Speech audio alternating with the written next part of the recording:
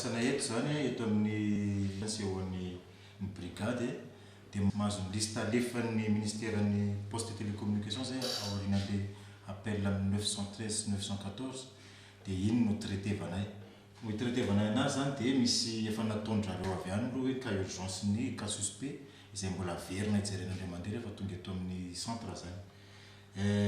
alefa tsiraray araky ny natongavany le izy dia averin'ny médecin cette fois-ci zany lasa examen na médecin no anaovana azy averina antanin'andre mandeha tsiraray le marary hoe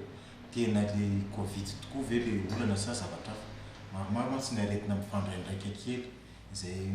mampisy fifangaroana amin'ny olona dia zay ny anton'le hoe ny étape voalohany aloha dia dokotera no mandray telefônina dia manontany am'le olana niantso tamin'ny 914 913 rehefa hita aorianan'izay fa tokony atao tokoa ny fizahany dia mbola mipase satria dokotera maromaro zany ato mipita amin'ny ambaratonga hafa zany ilay cahan'le marary dia misy avis hafa ana dokotera hafa zany izay vao tapahana ny hevitra hoe mila atao descente mila atao andanana any le marary zay zany fomba fiasanay eto rehefa vita zay fomba fijery zay hoe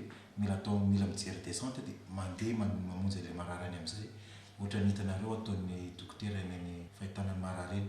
aorianan'izay dia raha hita fa manakaiky kokoa an'ilay aretina iadivantsika am'izao covid-19 izy dia transférenay ny amin'ny toerana centre de traitement raha ohatra kosa moa zany hoe mbola tsy tena manakaikaiky an'izay dia confinement ny atao fa izay rehetraizay dia tafatsofoka atao anatin'ny données-nay rehetrarehetra zany mba ahafahana manaraka an'le marary ny olona confiné zany dia mbola ho averina iantsona indray afaka efatra amin'ny folo andro nanahoana izy zay ahafahanay mahafantatra ny